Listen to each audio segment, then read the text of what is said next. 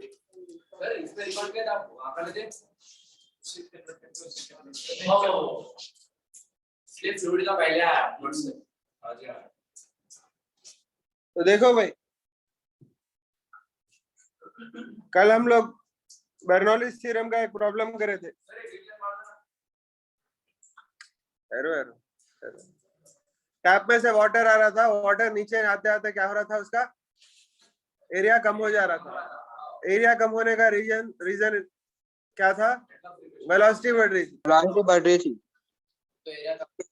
Pressure दोनों point पे same था क्योंकि एटमॉस्फेयर से कांटेक्ट में है, मगर एक की हाइट ज्यादा है, एक की हाइट कम है, तो पोटेंशियल एनर्जी कम हुई तो काइनेटिक एनर्जी बढ़ जाती। तो काइनेटिक एनर्जी बढ़ गई तो स्पीड बढ़ जाती, स्पीड बढ़ गई तो एरिया कम होता according to equation of continuity.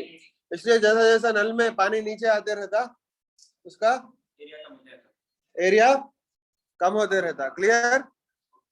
तो कुछ पैरामीटर्स या अकॉर्डिंग टू दैट हम लोग एरिया फाइंड करें। समझ गए? तो V1 V2 फाइंड करें, एरिया नहीं फाइंड करें सर करे इक्वेशन कंटिन्यूटी लगा के उसके नीचे V2 के बाद अरे ये एक मिनट पेज ऊपर नीचे हो गया, नीचे है शायद, देखेंगे। यहाँ है राइट।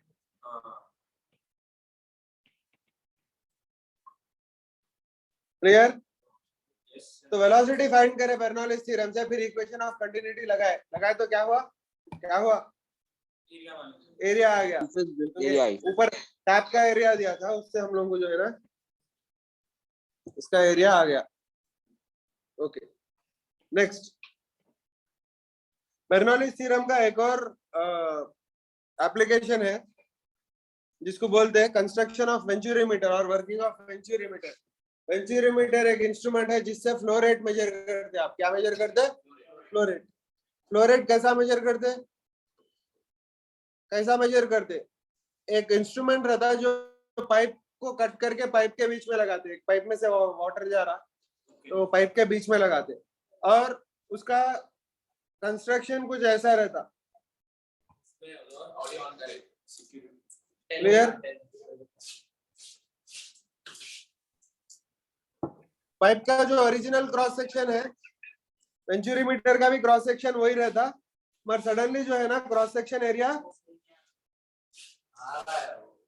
छोटा हो जाता बीच में, छोटा हो गया, फिर वापस जो था वो हो जाता। ठीक है? क्लियर? तो यहाँ पे एरिया छोटा हो गया, क्रॉस सेक्शन एरिया, फिर यहाँ पे एरिया फिर वापस बड़ा हो गया, जितना था उतना हो गया। ठीक है? क्लियर? तो एक्चुअल स्पीड जो आ रही थी फ्लूइड वो V1 थी। ठीक है? इधर V2 हो जाता क्योंकि एरिया कम हो गया तो स्पीड बढ़ जाती, फिर वापस इधर V1 हो जाता। बराबर समझ में आया? यहाँ पे वापस V1 हो जाता। क्लियर? नो, क्योंकि यहाँ पे एरिया कम हो गया, वेलोसिटी बढ़ जाती। वेलोसिटी बढ़ गई तो प्रेशर कम हो जाता, वेलोसिटी बढ़ गई तो प्रेशर कम होता। तो ऊपर दो ग्लास के ट्यूब्स रहते, क्या रहते? ग्लास के ट्यूब्स पे रीडिंग्स रहती, वर्टिकल हाइट की रीडिंग रहती। तो इसकी हाइट H1 और H2 हम लोग मेजर कर सकते हैं। अगर H1 और H2 मेजर करें तो हम लोगों को हाइट में डिफरेंस भी आ जाता। भाई वो है किसी के पास सैनिटाइजर? समझ गए? हाइट में डिफरेंस भी दिख जाता। क्लियर? कि हाइट में डिफरेंस देख के जो है ना हम लोग फ्लो रेट को जो है ना आइडेंटिफाई कर सकते हैं। ठीक है? मगर फ्लो रेट मालूम होने के लिए दो चीजें मालूम होना, एक तो ये हाइट्स का डिफरेंस दिखना या हाइट दिखना, दूसरा वो दो क्रॉस सेक्शंस के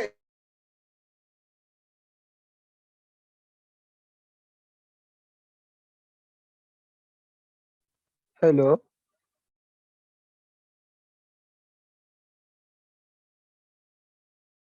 नेट प्रॉब्लम है शायद।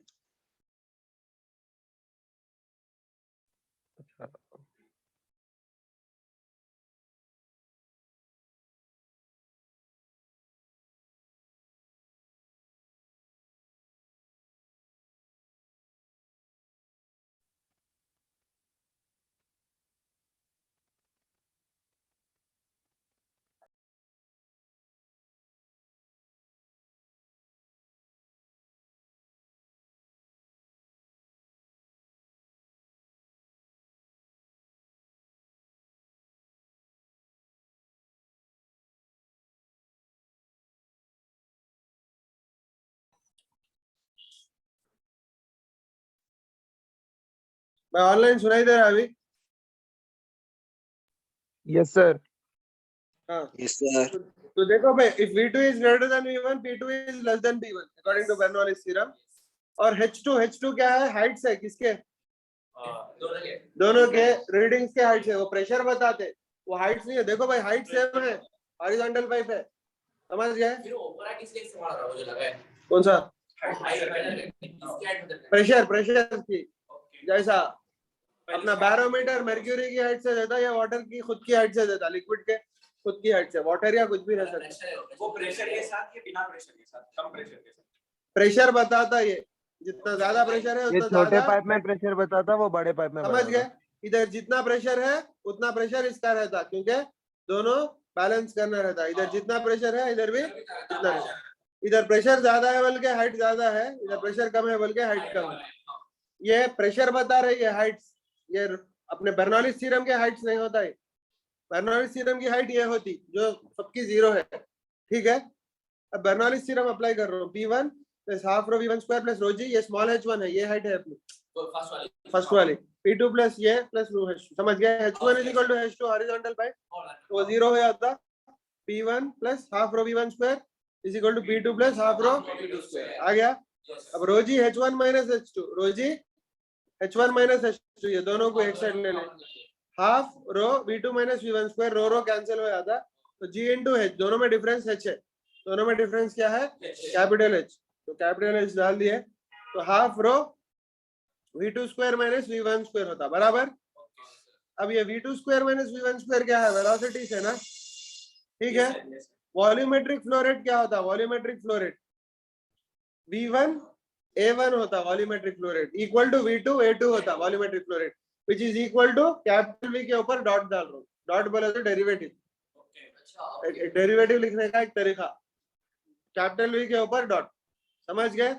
ये क्या है बोलो भाई?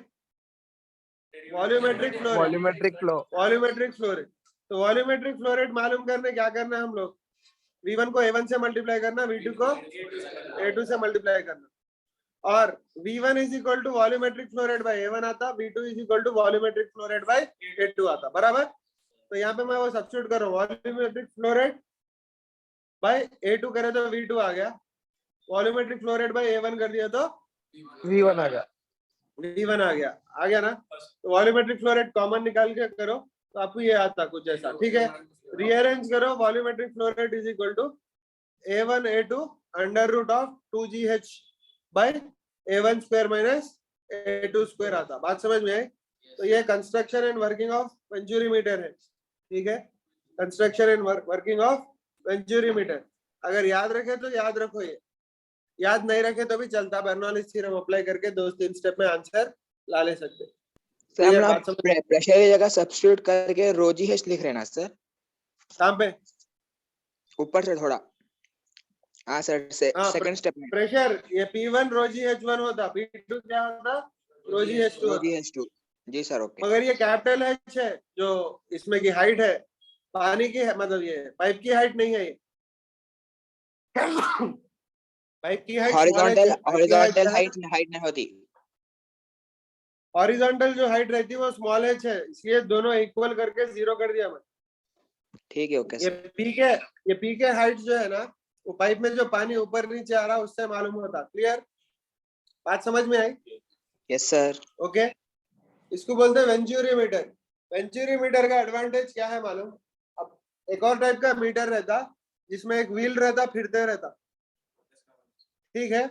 एक व्हील, छोटा व्हील फिरते रहता, कितना फिरा उससे स्पीड आती, इसकी स्पीड आती इनटू एरिया करे तो वॉल्यूमेट्रिक फ्लो रेट आता, पर वो व्हील जो है ना एग्जैक्टली नहीं फिरता। कितने से नहीं फिरता एग्जैक्टली स्पीड ऑफ वाटर से नहीं फिरता, समझ गए? थोड़ा स्लिपिंग होती। दूसरी चीज, व्हील स्लो कर देता, व्हील क्या करता? स्लो कर देता पानी को, समझ गए? तो वेंचुरी मीटर क्या है? देखो मैं इंटेंशनली बहुत ज्यादा ये नैरो ड्रॉ करा, इतना नैरो नहीं रहता, थोड़ा ये रहता, समझ गए? तो उतना ज्यादा रेस्ट्रिक्ट नहीं करता फ्लो को, और अगर नॉन विस्कस है तो बिल्कुल रेस्ट्रिक्ट नहीं करता। विस्कस रहे तो प्रॉब्लम होता, बाद में मालूम होता तुम्हारे को विस्कोसिटी में क्यों क्या रेजिस्टेंस देता पाइप में फ्लो। नॉन विस्कस में हॉरिजॉन्टल पाइप में इधर जितना जा रहा ना, जितने प्रेशर से जा रहा, 1 किलोमीटर के बाद भी प्रेशर उतना ही रहता। बात समझ में आई? बात समझ में आ गई? Yes sir. Okay okay. अब मैं एक क्वेश्चन पूछता हूँ, तुम लोग जनरल आंसर बोलो, ठीक है? एक टैंक है, इससे पहले टैंक्स लिए नहीं अपन, वेलोसिटी ऑफ फ्लक्स को। ओके ठीक है, फिर से ड्रॉ कर सकते, कोई बड़ी बात नहीं। सपोज एक टैंक है, ठीक है? ये टैंक में कुछ वाटर है, क्या है? वाटर है। सपोज ऑरिफिस यहाँ पे है नीचे, ठीक है? तो वेलोसिटी ऑफ फ्लक्स के लिए जो फॉर्मूला लेते हैं रोजी एच, कौन सा लेते हैं? रोजी एच। उसमें एच क्या रहता है बोलो? Root 2GH, sorry root 2GH लेते ना। एच क्या होता? हाइट क्या होता भाई? अरे हाइट ऑफ द वाटर, ये है H, height of the surface of water above orifice, बराबर।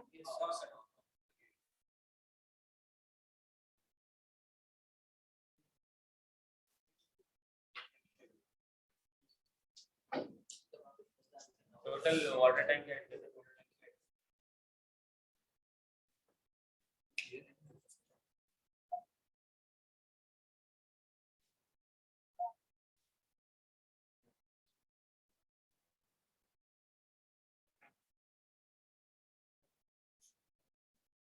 आज नहीं आया रोना,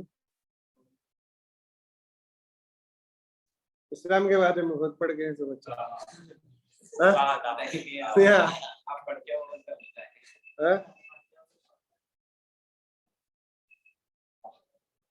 भाई सपोज यहाँ पे नीचे है,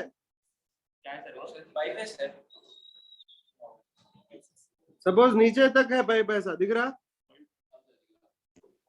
सपोज ऐसा नीचे तक है पाइप, तो हाइट क्या लेते रोजी एच की?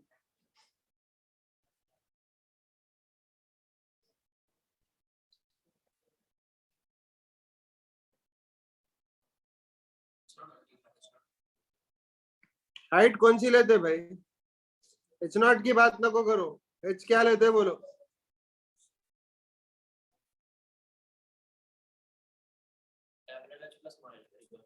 हाँ नहीं, मेरे को बताओ हाइट कहाँ से कहाँ तक लेते सर हैं? ये छोटे पाइप की लेते हैं सर ऑरिफिस से लेके और इसके यहाँ से यहाँ तक लेते पूरी, ऑरिफिस से लेके टॉप तक लेते, समझ गए? नहीं एच होता खाली, एच क्या लेते बोल रहा हूँ मैं, एच क्या लेते हैं, बात समझ में? क्लियर? बात समझ में आ गई? Yes sir. कर रहे ना, तो पूरा सरफेस से जहां तक पानी जा रहा वहां तक लेना, तो टॉप मोस्ट सरफेस से जहां से पानी निकल रहा वहां तक की लेना, समझ गए? कैसा भी रहने दो सिचुएशन कैसा भी रहने दो, कितना भी कॉम्प्लिकेटेड रहने दो, अगर ऐसा भी रहने दो,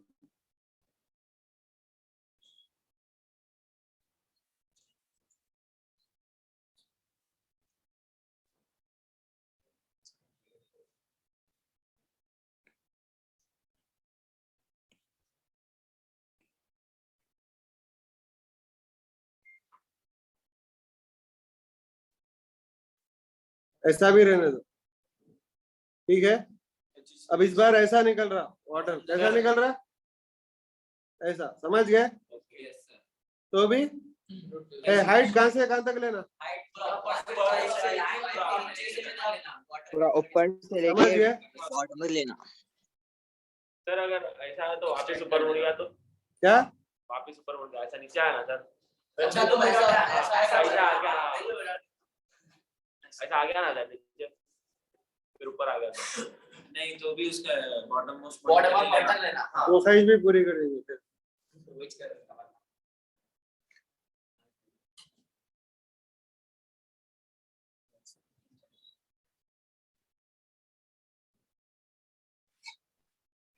ऐसा भी रहने दो वैसा था, समझे?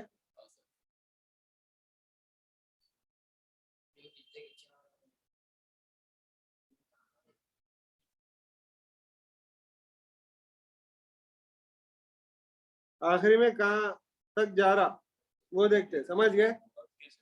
तो हाइट क्या आती बोलो यहाँ पे? सर पूरी आती तो ऊपर है से नीचे। हमेशा।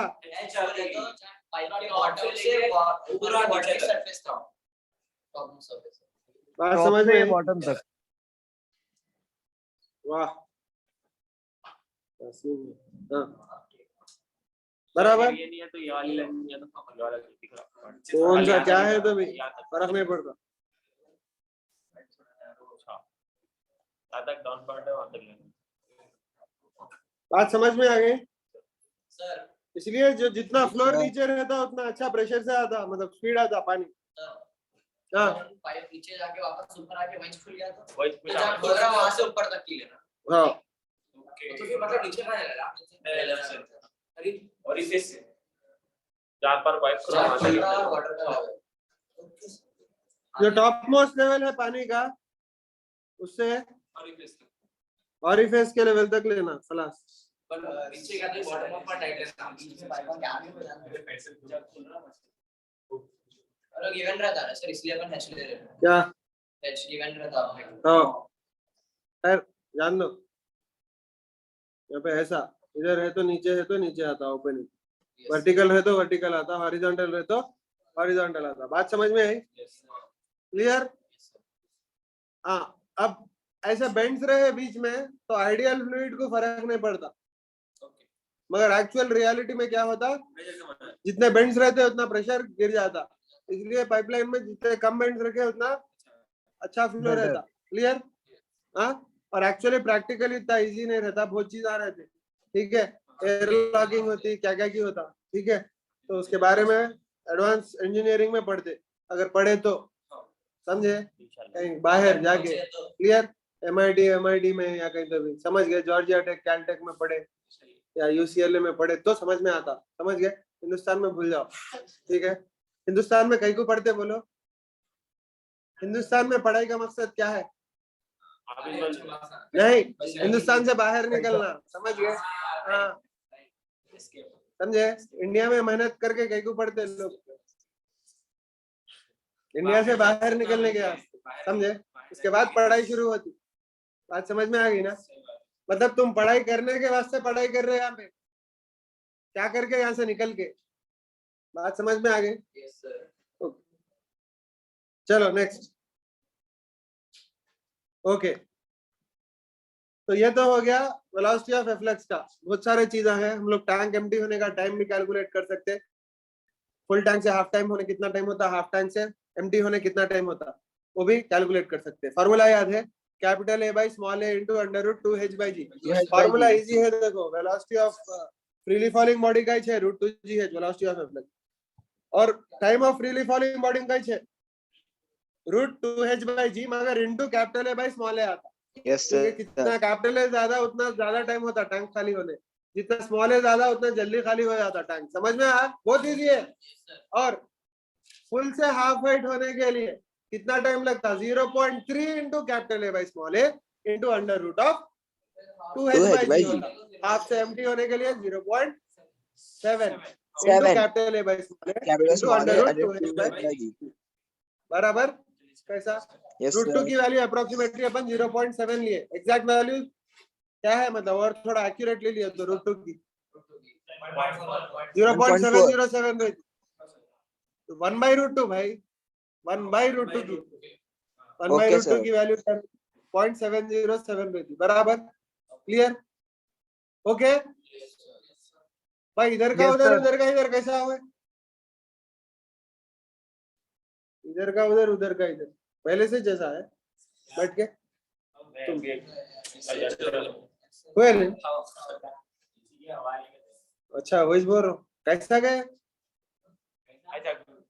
कैसा गए बोल रहा हूँ, इधर से उधर। हाँ वही बोल रहा हूँ, एक के ऊपर से एक तो नहीं गए ना। हाँ नको करो ऐसे काम, समझे? क्लियर? गलत समझते लोग। ठीक है, हाँ वही। ओके चलो चलो भाई नेक्स्ट, हमारा टोपी जबरदस्त है, ओरिजिनल है। अरे कहीं को झूठ बोल रहे हो, सुप्रीम पहनने वाला इधर आके बैठा। सही बोलो, सही भी है, नहीं होता, ओरिजिनल है यार वो। जरा चलो, इतने बड़े बड़े लोग रहते हैं मेहदीपट्टनम में।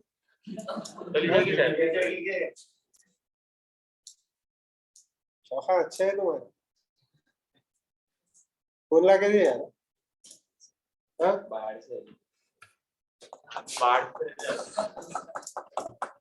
चलो नेक्स्ट। ओके, अब हम लोग थोड़े प्रॉब्लम देखेंगे।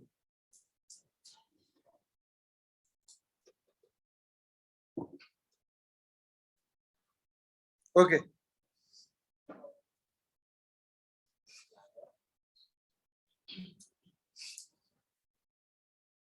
ठीक है, प्रॉब्लम्स करेंगे नहीं, खाली देखेंगे जल्दी जल्दी कैसे रहते, ठीक है।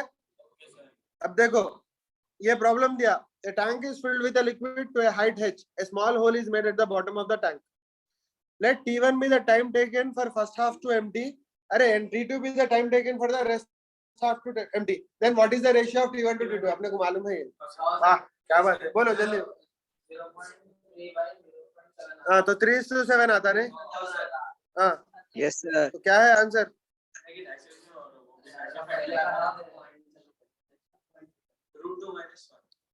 3:7, 3:7 ना, तो 3/7 क्या आता, देखो कहाँ है?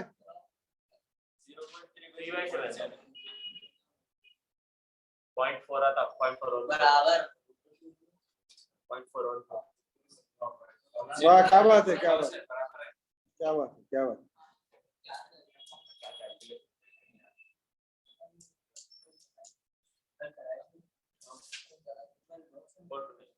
पॉइंट 429 आया, अगर एग्जैक्टली है तो 0.414 आता, समझ गए? Yes sir. ठीक है, एग्जैक्ट वैल्यूज लिए तो ठीक है ना। √2 - 1 आता, कैसा आता √2 - 1?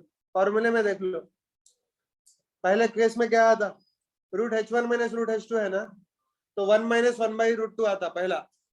दूसरा क्या आता, 1/√2 - 1 आता, तो 1 - 1/√2 भाई 1/√2 क्या आता, √2 - 1 आता ना, √2 कैंसिल होता, तो √2 - 1 मतलब 0.414, समझ गए?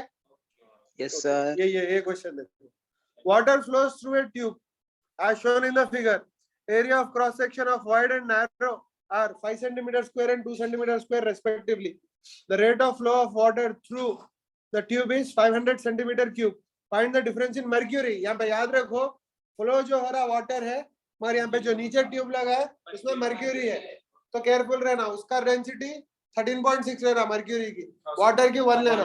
जो अपना 1 सेंटीमीटर था ऊपर जो ट्यूब लगे थे वहां पे फ्लो भी पानी हो रहा था, ऊपर ट्यूब्स में भी पानी था, ठीक है, उसमें रो कैंसिल हो गया था, यहाँ पे नहीं होता, इसका रो उसका रो अलग रहता। अब देखो भाई, ये दिया ना, क्या दिया, नहीं ये वोल्टेज भी लगा देना।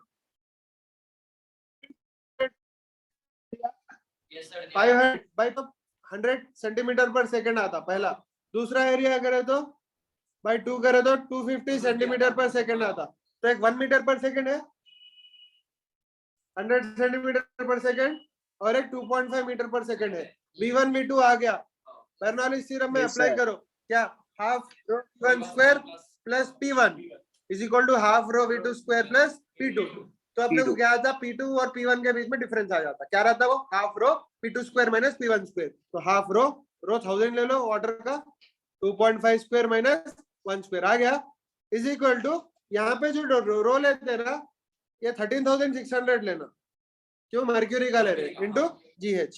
बात समझ में आ गई? तो देखो वही से answer, rho water into V2 square minus V1 square by 2 into rho of Hg into G, दिख रहा, is equal to difference in the height of mercury, समझ गए? ओके, यहाँ पे देखो वेंचुरीमीटर का प्रॉब्लम आ गया, वेंचुरीमीटर का प्रॉब्लम आ गया तो फॉर्मूला याद न को रखूंगा, जो मैं बताया बड़ा क्या की था ना, A1 A2 into under root of 2GH by v2 Yes, sir. Square minus v1 square था ना, वो याद रखने की जरूरत नहीं है, याद रखे तो अच्छा है, याद नहीं रखे तो भी फर्क नहीं पड़ता। क्यों? बर्नौलीज इक्वेशन लगा देना। यहाँ पे v1 फाइंड करो, v2 यहाँ पे b पे v2 फाइंड करो, समझ गए? यहाँ पे v1, यहाँ पे v2, यहाँ पे p1, यहाँ पे p2, समझ गए? p1 plus half rho v1 square is equal to p2 plus, इस बार p1 p2 में रो जी एच, समझ गए? कोई ये प्रॉब्लम भी आ जाता है, इजी है ना? Next time taken to empty the tank, time taken to empty the tank, दिख रहा? Yes sir. ये भी डिराइव करें। टाइम टेकन फॉर, क्या बोल रहा है यहाँ पे? रेंज, रेंज का फॉर्मूला, रेंज ये भी करे थे ना, range range 2 into under root of h into capital H minus small h। मैं क्या करा, x लिया, स्मॉल h के बदले x प्लस लिया एच ना, बाई टू। तो ये आया था मैक्सिमम रेंज का बात था h/2 पे, करे थे नहीं करे थे? सर करे थे Improved बोल रहा है। नेक्स्ट स्पीड ऑफ एफ्लक्स, ये भी करे बर्नौलीज थ्योरम लगा के। ये वेंचुरी मीटर अब भी करे, अपने को ऐसा आया a1 a2 into under root of 2gh by a1 square minus a2 square, ऐसा आया था ना? एक्चुअली सेम है, देखो रीअरेंज करे तो। क्लियर? बात समझ में है? मैग्नेस इफेक्ट करे फुटबॉल का, और स्विंग ये होता प्लेन तो का, ये प्लेन का विंग है, क्रॉस सेक्शन दिख रहा? अब यहाँ पे लो वेलोसिटी आ रही है, यहाँ पे हाई वेलोसिटी आ रही, क्यों मालूम? यहाँ पे सीधा जा रही हवा, तो जितनी जा रही थी उतनी जाती, यहाँ पे ये पूरी इधर चले जाती ना, इसका मतलब ज्यादा एरिया का कम एरिया में आ रहा, नहीं ज्यादा एरिया प्रेशर भी हाई रहता है, वेलोसिटी लो रहती है। वेलोसिटी हाई होती, वेलोसिटी हाई हो जाती, प्रेशर लो होता है, इसलिए लिफ्ट मिलता, समझ गए? अच्छा, वर्किंग ऑफ ए स्प्रे, कौन सा स्प्रे? डीओ स्प्रे रहता। डीओ स्प्रे में क्या होता, तुम बटन दबाते चेक, पिस्टन जो है ना जल्दी हवा को इधर ढकेलता, ढकेले तो क्या होता है, यहाँ पे वेलोसिटी ज्यादा है, यहाँ पे वेलोसिटी 0 है, तो वेलोसिटी ज्यादा है तो प्रेशर कम हो जाता, कम रहता है। Yes sir. सक करता, पूरा लिक्विड सक कर आता है, समझ गए? क्लियर? एरोसोल स्प्रे का वर्किंग सिस्टम है, कंटिन्यू स्प्रे आते रहता, लिक्विड पूरा खत्म होने से, समझ गए? तुम ऐसा दबाते ही पिस्टन रहता, पिस्टन ढकेलता उसको, हवा को ढकेलता, समझ गए?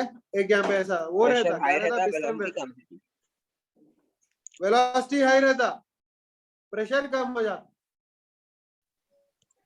तो ये बोले हाई तो ऐसा प्रेशर से ढकेलते लो वेलोसिटी प्रेशर हाई में हो जाती ट्रैवल ना, करता वाटर। प्रेशर कम हुआ तो इसमें से निकल के आ जाता लिक्विड, ऐसा समझ गए? गाड़ी धोने की वो देखे फोम मशीन, यस सर। हवा का जो रहता उसको नीचे ऐसा बॉटल लगा देता, सोप का बॉटल के या अंदर शैम्पू का, तो उसमें से हवा आते रहती, ऐसा वो हवा आ रही तो प्रेशर कम हो जाता, वेलोसिटी बढ़ के, तो वो पूरा फोम जो है ना खींच लेता उन्हें, समझ गए? लिक्विड खींच लेता और वो हवा में आता, बबल्स फॉर्म होके फोम बन के फोम आता, फोम स्प्रे। नीचे ऐसा बॉटल लगाते, देखे जो हवा का पाइप रहता उसके नीचे एक नोजल रहता, उसको ऐसा स्क्रू से फिट कर दे यस बॉटल, सर। ठीक है? और इवन पेंट्स भी करते हैं ऐसा, स्प्रे पेंट्स, स्प्रे पेंट के उसमें प्रेशर हाई रहता ना नीचे के बॉटल में जो नहीं रहता, नॉर्मल रहता, इसमें प्रेशर लो हो जाता, इसमें normal sir pressure atmospheric water pressure भी रहता, ऐसे काम करता है। समझ गए? इसमें एटमॉस्फेरिक प्रेशर रहता, इसमें लो प्रेशर रहता। लो क्यों आया? वेलोसिटी की वजह से, बात समझ में आई? Okay, clear? तो फ्लूइड डायनामिक्स में बस इतना ही है। फ्लूइड डायनामिक्स में मेन टॉपिक्स क्या? दो ही टॉपिक्स है एक्चुअली, एक इक्वेशन ऑफ कंटिन्यूटी, दूसरा बर्नौलीज थ्योरम और इक्वेशन ऑफ कंटिन्यूटी, दोनों को कंबाइन करके पूरे प्रॉब्लम्स है और पूरे कॉन्सेप्ट्स है। वेलोसिटी ऑफ एफ्लक्स भी बर्नौलीज थ्योरम के अंडर ही आता, ठीक है? एप्लीकेशन है उसका। Yes sir. एप्लीकेशन है, क्लियर? Okay, yes sir. तो ये टॉपिक छोटी है, खत्म हो गई अभी, हम लोग जो है ना नेक्स्ट टॉपिक स्टार्ट करेंगे, नहीं होता विस्कोसिटी, प्रॉपर्टीज ऑफ लिक्विड्स बोलते हैं, समझ गए? क्या है टॉपिक का नाम? Properties of properties of Viscosity. Liquids. दो है, Liquid. एक विस्कोसिटी है, दूसरा टॉपिक सरफेस टेंशन है। तो प्रॉपर्टीज ऑफ लिक्विड्स में दो टॉपिक्स पढ़ेंगे। उसके बाद एक बड़ा चैप्टर आता जिसको बोलते हैं प्रॉपर्टीज ऑफ सॉलिड्स, जिसको आप इलास्टिसिटी के नाम से भी जानते थोड़े, समझ गए? क्लियर? हो गया क्या बोले? इतना करने के बाद मतलब सिलेबस वगैरह नहीं हुआ, थर्मोडायनेमिक्स पूरा है, 2-3 चैप्टर नहीं, थर्मोडायनेमिक्स बहुत बड़ा है। मैं तो बोलता हूँ थर्मोडायनेमिक्स सीधा पढ़े तो 2 साल में पढ़ सकते, मगर जाने दो, ज्यादा दिल पे नहीं लेना, समझ गए? chemistry का अलग है। भाई नेक्स्ट क्या है टॉपिक? एक हफ्ते में खत्म करें केमिस्ट्री के बाद कौन सा? Thermodynamics। नहीं केमिस्ट्री में हो जाता लो, कुछ भी नहीं है। हाँ तो ये क्या है भाई? Part 1, properties of liquids, topic number 24।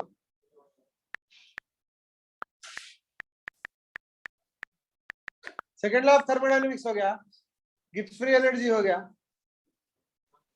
Sir जो मैम पढ़ा है वो नहीं हुआ, समझ नहीं आया। खैर अपने को फिर से आता तो सेम थर्मोडायनेमिक्स, उसमें नहीं रहता गिब्स फ्री एनर्जी वगैरह फिजिक्स में, मगर मैं जब पढ़ाता हूँ जब टच कर लेता हूँ, ठीक है? क्योंकि केमिस्ट्री sir. पूरी उस पर डिपेंड करती। केमिस्ट्री Okay, बोले तो sir. क्या असल दुनिया में कौन सा भी रिएक्शन होता कब नहीं होता, नहीं हुआ तो क्या स्ट्रेटेजी अपनाते। फॉर एग्जाम्पल आयरन रस्ट होता खुद ब खुद, ठीक है? रस्ट से आयरन नहीं बनता, पर जो आयरन मैन्युफैक्चर करते ब्लास्ट फर्नेस में वो एक्चुअली रस्ट से बनाते, क्योंकि आयरन और रस्ट के जैसा मिलता, ऑक्साइड मतलब रस्टिश है ना, उसको तो क्या करते ऐसा ब्लास्ट फर्नेस में, जिसमें जो है ना जो रिएक्शन स्पॉन्टेनियसली एक डायरेक्शन में होने का उल्टे डायरेक्शन में आता, ठीक है? तो वो पूरा थर्मोडायनेमिक्स में डिपेंड करता। और सेकंड लॉ, दुनिया में 2 टाइप के लोग रहते, एक 3 टाइप के रहते हमेशा। एक इसको सेकंड लॉ ऑफ थर्मोडायनेमिक्स समझ में आके है, दूसरा इसको सेकंड लॉ ऑफ थर्मोडायनेमिक्स नहीं समझ में आके है, नहीं समझ आया। तीसरा समझ में आ गया कि उसको समझ में आ गया। हाँ कुछ समझता के समझ रहा, मगर एक्चुअली नहीं समझा। तो मोस्ट ऑफ द कॉलेज जाने वाले, स्कूल जाने वाले, पढ़ने वाले और पढ़ाने वाले उसमें आते, समझ गए? क्लियर? समझ में आ? ठीक है? Yes, sir. कॉन्फिडेंटली बोलते, क्या बोल के? समझ में आया। कॉन्फिडेंटली बोल रहा हूँ, अगर कोई प्रूव करे मेरे को समझ में नहीं आया बोल के, समझ गए मैं टमाटर बेच लेता हूँ, गाजर बेच लेता हूँ बोलते हैं, समझ गए? पर एक्चुअली नहीं रहता, समझ में आया? खैर एनीवे बहुत बड़ी टॉपिक है भाई, मैं भी क्लेम नहीं कर सकता एक्चुअली कि मेरे को भी समझ में आया बोल के। बेसिक अंडरस्टैंडिंग है। स्टैटिस्टिकल थर्मोडायनेमिक्स में गए समझो, बहुत बड़ी है दुनिया, समझे? अपन खुद नहीं पढ़े से है, बहुत जिंदगी लग जाती स्टैटिस्टिकल थर्मोडायनेमिक्स पढ़ने के लिए। अपन जो है ना ऐसी टच करके है, तो अगर कोई करना चाह रहे हैं तो पीएचडी कर सकते स्टैटिस्टिकल थर्मोडायनेमिक्स में, समझ गए? कहीं तो भी स्विट्जरलैंड जर्मनी जाके, हाँ बहुत बड़ी रहती, समझने के लिए जिंदगी निकल जाती, समझ गए? पीएचडी करने के बाद एक रुतबा मिलता है वो फील्ड में, भाई स्टैटिस्टिकल थर्मोडायनेमिक्स करके है वो, या क्वांटम मैकेनिक्स करके है बोलिए। खैर एनीवे भाई देखो, ये प्रॉपर्टीज ऑफ लिक्विड्स में पहली टॉपिक क्या है? विस्कोसिटी। क्या है? विस्कोसिटी। एक्चुअली सरफेस टेंशन पहले आता शायद, राइट? तुम्हारे बुक्स में, मगर हम लोग विस्कोसिटी पहले पढ़ेंगे, क्योंकि थोड़े सिमिलैरिटीज है किसमें? फ्लूइड डायनामिक्स में और विस्कोसिटी में थोड़े सिमिलैरिटीज है, खासकर फ्लो के मामले में, समझ गए? तो प्रॉपर्टीज ऑफ क्या है भाई ये बोलो? Properties of liquid.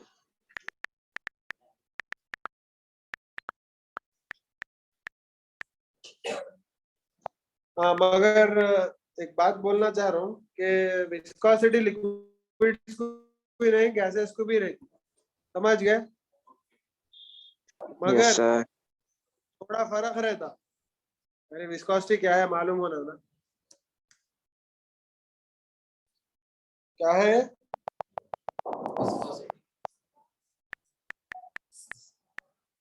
Okay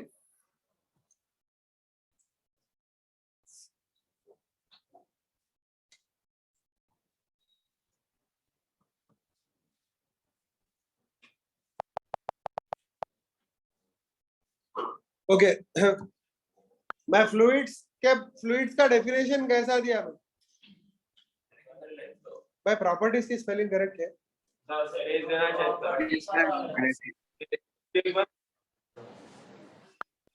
Sir, anything that flows is fluid बोला था. हाँ तो बोलो भाई फ्लूइड्स का डेफिनेशन क्या दिया था मैं? Anything that flows. Anything that flows fluid बोलते बोला ना. एक्चुअली एक चीज है, एक्चुअली एक चैप्टर है इलास्टिसिटी बोल के.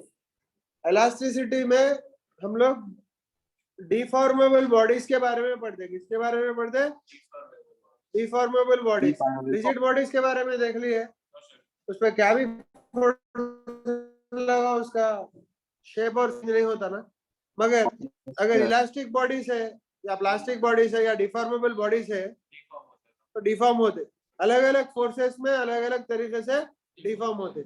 अगर फोर्स ऐसा लगा है फोर्स, ठीक है, दो डायरेक्शन में इक्वल एंड ऑपोजिट तरीके से खींच दिया मैं, तो ये जो फोर्स है उसको कौन सा फोर्स बोलते हैं? नहीं होता.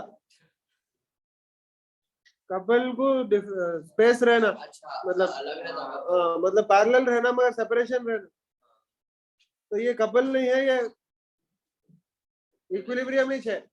मगर जब ऐसा खींचते हैं बॉडी को, इसको कौन सा फोर्स बोलते? कौन सा फोर्स बोलते भाई? इसको टेंसाइल फोर्स बोलते. क्या बोलते हैं? टेंसाइल, क्योंकि टेंशन क्रिएट करता है. इन्हें टेंशन का सिंबल भी ऐसे रहता है ना, दो एरोस. इसको क्या बोलते हैं? Tensile force. मगर ये जो डिफॉर्मेशन रहता फोर्स से प्रोपोर्शनल नहीं रहता, स्ट्रेस से प्रोपोर्शनल रहता. समझ गए? स्ट्रेस बोले तो क्या? जितना खींचते. नहीं भाई, स्ट्रेस बोले तो क्या? फॉर एग्जांपल ये बॉडी है और ये बॉडी है, दो बॉडी, दो सिचुएशंस बता रहा हूँ. आप लोग बोलो किसमें स्ट्रेस ज्यादा रहता?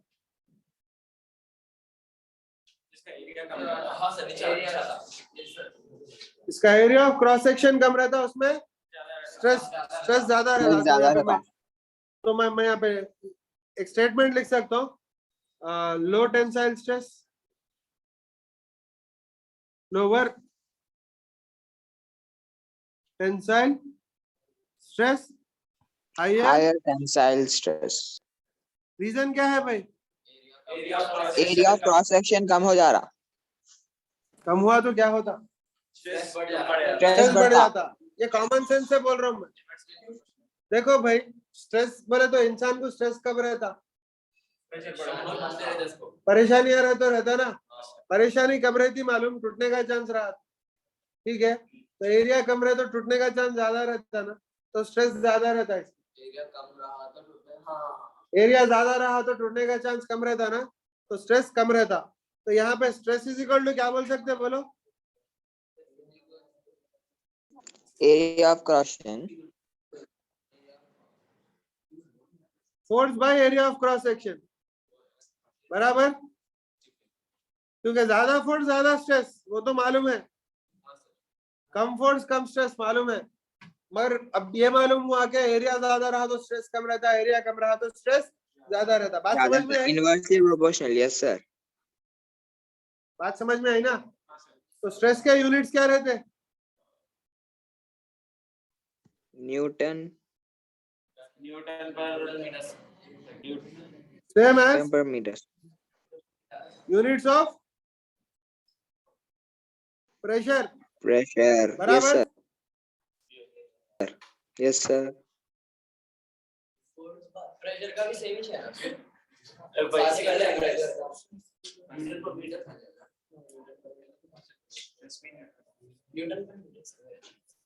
उसका भी फोर्स पर यूनिट एरिया से था, प्रेशर का भी.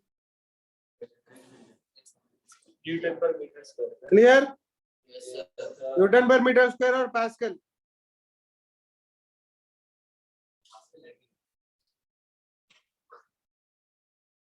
क्लियर? एक्चुअली ये सब चीजें जो है ना वो चैप्टर में आते हैं, इसमें प्रॉपर्टीज ऑफ सॉलिड्स में, मगर अब फिर भी मैं बता रहा हूँ, ठीक है? अच्छा, ये जो टेंसाइल स्ट्रेस है, ये टेंसाइल स्ट्रेस है, ये कौन सा है?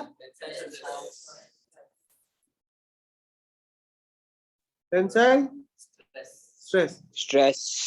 टेंसाइल स्ट्रेस है। और कंप्रेशनल स्ट्रेस भी रहता, कैसा रहता कंप्रेशनल स्ट्रेस?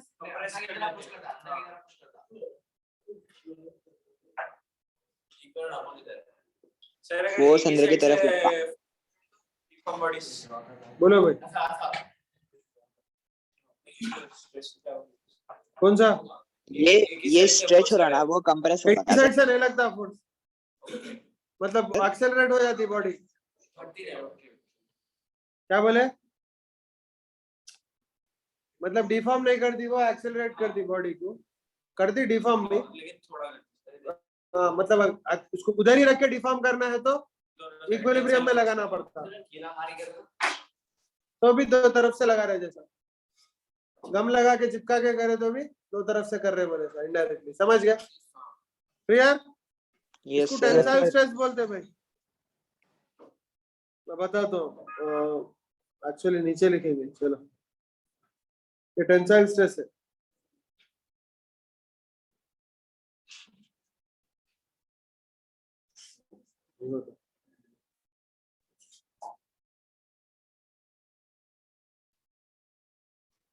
ये क्या होता? फोर्स अंदर की तरफ लगता। ये क्या होता? इसको कंप्रेशनल स्ट्रेस बोलते, कंप्रेशन स्ट्रेस। कंप्रेशन हो रहा है इसलिए। Yes sir. कंप्रेशनल स्ट्रेस ये भी सेम रहता, इनवर्सली प्रोपोर्शनल ही रहता ये भी। ज्यादा एरिया रहता कम स्ट्रेस होता। समझ गए? कुछ मटेरियल्स ऐसे रहते हैं जिन लोगों को जिनको कंप्रेशन स्ट्रेस बेयर करने का कैपेसिटी ज्यादा रहता, मगर टेंसाइल स्ट्रेस बेयर करने की कैपेसिटी कम रहती। फॉर एग्जांपल ग्रेनाइट है, ग्रेनाइट पे तुम कितना भी वजन डाल लो उन संभाल लेता, मगर अगर ग्रेनाइट पे टेंसाइल स्ट्रेस थोड़ा भी डालो तो क्रैक आ जाता। कुछ चीजें ऐसे रहते हैं जिसपे टेंसाइल स्ट्रेस ज्यादा डालो तो भी बेयर करते, लाइक मेटल्स। समझ गए? अब यहाँ पे बिल्डिंग्स में कंक्रीट के साथ स्टील इसलिए डालते हैं क्योंकि स्टील का टेंसाइल स्ट्रेस ज्यादा, स्ट्रेस बेयर करने का कैपेसिटी ज्यादा रहता। समझ गए? अब पुराने जमाने के बिल्डिंग्स देखो, कोई भी फ्लैट नहीं रहते, देखो क्या नहीं रहते, छत फ्लैट नहीं रहते, पूरे डोम्स रहते या आर्चेस रहते। समझ में आया? क्योंकि रॉक से बनाते थे, ग्रेनाइट से बनाते थे पहले। मैं बताता हूँ, उसके बारे में बताता हूँ, ऐसा ऐसा बताता हूँ। इसको क्या बोलते हैं? कंप्रेशन स्ट्रेस बोलते हैं। समझ गए? Compression stress. Yes sir.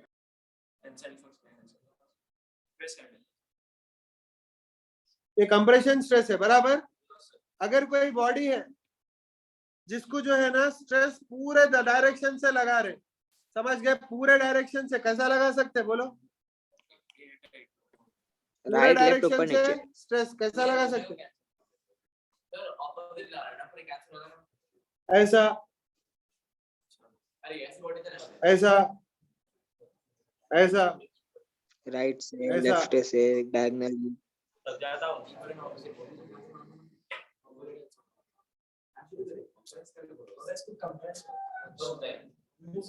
इसको बोलते हैं बल्क स्ट्रेस बोलते हैं। क्या बोलते हैं इसको? Bulk stress. कैसा लगा सकते हैं मालूम? Bulk Bulk stress stress। किसी चीज पे नहीं, पानी के अंदर लेके जाना। समझ गए? और पानी के अंदर नीचे लेके जाना। पानी के अंदर नीचे लेके गए तो पूरे डायरेक्शन से दबाता, इसको बल्क स्ट्रेस बोलते। समझ गए? बल्क स्ट्रेस बोलते हैं इसको। बात समझ में आई? क्लियर? और एक स्ट्रेस रहता, इसको बोलते हैं शियर स्ट्रेस। क्या बोलते हैं? Shear stress. फॉर एग्जांपल इधर ऊपर ये डायरेक्शन में लगा रहे, अच्छा टेंसाइल स्ट्रेस और कंप्रेशनल स्ट्रेस कौन से डायरेक्शन में लगाते? फेस के नॉर्मल डायरेक्शन में लगाते, फेस के। और ये शियर स्ट्रेस कैसा लगाते? पैरेलल डायरेक्शन में लगाते। इसको क्या बोलते हैं? Shear stress. लोकल फोर्सेस को जो टॉर्क प्रोवाइड करता है सर, ये कैसे बनाते हैं sir? Separated by distance opposite. यहाँ पे क्या करते हैं, नीचे स्टिक कर देते चीज को, नीचे चिपका देते, चिपका दे के ऊपर से जो है ना ऐसा खींचते। फॉर एग्जाम्पल बुक टेढ़ी हो जाती है, डिक्शनरी को ऐसा यूं कर दिए तो हाँ समझ गए बात, समझ में आई? बुक टेढ़ी नहीं हो जाती, ऐसा नहीं हो जाती बुक, ऐसा हो जाती थी। बात समझ में आई? ऐसा हो जाती। क्लियर? तो ये शेयर स्ट्रेस लगा तो ऐसा होता, ठीक है? बात समझ में आई? अच्छा, जब टेंसाइल स्ट्रेस लगाते हैं लेंथ इंक्रीज होता, change in length bye original length strain बोलते, क्या बोलते?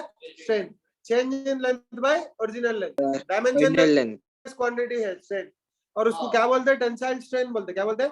Tensile tensile strain. Strength compression हुआ तो चेंज इन लेंथ होता, डेल्टा डिक्रीज होता, और delta L by L compressional strain बोलते। तो कभी भी यहाँ पे change in volume by original volume bulk strain बोलते, change in volume by original volume bulk strain बोलते। यहाँ पे इसका चेंज इन पोजीशन इधर ये डायरेक्शन में लेना, by change in original position position भाई ये लेना लेंथ, कहीं बोलते हैं जितना ज्यादा रहता उतना ज्यादा सामने हटता ना, तो ये इससे प्रोपोर्शनल रहता है, तो उसको क्या बोलते हैं? शेयर स्ट्रेन बोलते हैं, क्या बोलते हैं? Shear strain. शेयर स्ट्रेंथ समझ गए? अच्छा, strain will be proportional to stress, strain will be proportional to stress, जितना स्ट्रेस लगाते हैं उतना ज्यादा स्ट्रेन होता। स्ट्रेस बाय स्ट्रेन के रेशियो को मॉड्यूलस ऑफ इलास्टिसिटी बोलते, क्या बोलते हैं? Modulus of elasticity. Modulus of elasticity tensile stress by tensile strain, tensile stress by tensile strain Young's modulus होता, क्या होता? Young's modulus. समझ गए? Bulk stress by bulk strain bulk modulus होता, shear stress by shear strain rigidity modulus होता, shear stress by shear strain क्या होता? Rigidity modulus. अपन इसके बारे में इलास्टिसिटी में पढ़ते हैं डिटेल में, टेंशन लो। ठीक है, बात समझ में आ गई? ओके, अब फ्लूइड्स का एक डेफिनेशन ये है, सॉलिड्स पे जब अपन शियर स्ट्रेस लगाते, शियर स्ट्रेस जब लगाते तो शियर स्ट्रेस को अपोज करते, सॉलिड्स क्या करते? अपोज करते। मगर लिक्विड्स पे जब शियर स्ट्रेस लगाते, लिक्विड्स अपोज नहीं करते। बात समझ में आया? लिक्विड पे अगर ऐसा फोर्स लगा दिया समझो, उन्हें बह जाता। समझ गए? इनफैक्ट अगर मैं कंटेनर में नहीं डाला, जमीन पे फेंक दिया, तो अपने खुद के वजन पे जो है ना उन्हें शेयर हो जाता। समझ गए? पूरा दब जाता भाई, ये दब के कैसा हो जाता? ऐसा हो जाता। समझ गए? ये बॉक्स पूरा दब गया तो क्या होता बोलो? स्प्रेड आउट हो जाता। ऐसा हो जाता ना, फिर लास्ट में जाके ऐसा हो जाता। इसका मतलब अगर ऐसा ब्लॉक रखा मैं लिक्विड का धन बोल के, तो ऐसा गिर जाता हूँ, पूरा फ्लैट हो जाता। मतलब शियर स्ट्रेस को बेयर नहीं कर सकता। कौन नहीं बेयर कर सकता? एक लिक्विड। ठीक है, clear? It will flow, it will flow on the application of shear stress. पानी मर्क्यूरी तो ज्यादा नॉन विस्कस रहता था, 30 मिनट वो अलग है, ठीक है, मैं बोलता हूँ बाद में, सरफेस टेंशन का अलग रहता। ठीक है, बात समझ में आई? ओके, अब एक चीज गौर करो, यहाँ पे एक क्यूब लेंगे हम लोग। क्या लेंगे? क्यूब लेंगे। ये क्यूब पे जो है ना ऊपर कुछ फोर्स लगाएंगे, शेयर स्ट्रेस के जैसा फोर्स लगाएंगे। कैसा लगाएंगे? शेयर स्ट्रेस के जैसा हम लोग ऊपर फोर्स लगाएंगे। तो इधर लगा रहा हूं फोर्स में, ठीक है?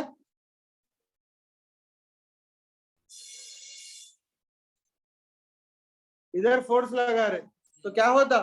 ऊपर का लेयर बह जाता कंपेयर टू नीचे का लेयर। बात समझ में आई? जो नीचे का लेयर है, सर इसकी ओवरऑल लेंथ मतलब लेंथ प्लस हाइट रहती है। नहीं मैं डिटेल में बोलता हूँ। नीचे का जो सबसे नीचे का लेयर रहता, जमीन पे रहता ना, there is one condition called no slip condition. इसका मतलब लिक्विड अगर कोई सरफेस पे लग के है, विस्कस लिक्विड कौन सा लिक्विड? विस्कस लिक्विड जो Viscous सबसे liquid. नीचे का लेयर रहता मूव नहीं होता। फॉर एग्जाम्पल पाइप में अगर पानी जा रहा तो जो आउटर मोस्ट लेयर रहता पाइप में, वो पाइप को जो है ना रेस्ट पे रहता, पाइप पे जो है ना रेस्ट पे रहता, उसके अंदर का लेयर थोड़ा ज्यादा स्पीड से जाता, उसके अंदर का और स्पीड से जाता, उसके अंदर का और स्पीड से जाता। जो सबसे सेंटर का लेयर रहता ना पाइप में पानी जा रहा तो उसकी स्पीड हाईएस्ट रहती। बात समझ में आई? क्लियर? Yes, sir. हाँ, उसको नो स्लिप कंडीशन बोलते। क्या बोलते हैं? No slip condition. वो नो स्लिप कंडीशन ये पूरे चैप्टर में अप्लाई करते हैं। और ये किसके लिए वैलिड है? ये ओनली फॉर विस्कस। अब तक नॉन विस्कस पढ़े ना बर्नौलीज थ्योरम में, उसमें कैसा फ्लो होता पानी पाइप में? पूरा एक साथ फ्लो होता। समझ गए? पूरे लेयर्स की स्पीड क्या रहती? सेम रहती। और कोई नो स्लिप कंडीशन जरूरत नहीं है वहां पे। इवन जो कांटेक्ट में है ना सरफेस के, वो भी सेम स्पीड से जाता। मतलब अगर स्पीड ऑफ वाटर v बोल के लिए ना हम लोग, v इंटू a करे तो वॉल्यूमेट्रिक फ्लो रेट आया ना, तो v हर लेयर की रहती, इनर मोस्ट लेयर की, आउटर मोस्ट लेयर की। क्लियर? विस्कस लिक्विड में क्या रहता? एक लेयर के अंदर दूसरा लेयर, दूसरे लेयर के अंदर तीसरा लेयर, ऐसा। सबसे सेंटर का लेयर फास्टेस्ट रहता, सबसे आउटर मोस्ट लेयर रेस्ट पे रहता। समझ गए? और अगर जमीन पे पानी फैल रहा, जैसा रिवर में जा रहा, तो रिवर का बॉटम मोस्ट लेयर रेस्ट पे रहता हमेशा। उसके ऊपर का थोड़ा स्पीड ज्यादा, उसके ऊपर का और थोड़ा स्पीड। सबसे टॉप मोस्ट लेयर जो रहता ना रिवर का, वो फास्टेस्ट रहता। बात समझ में आई? अब उसका एक्सप्लेनेशन हम लोग कल देखेंगे कैसा होता। Clear? Okay, sir. Thank you, sir.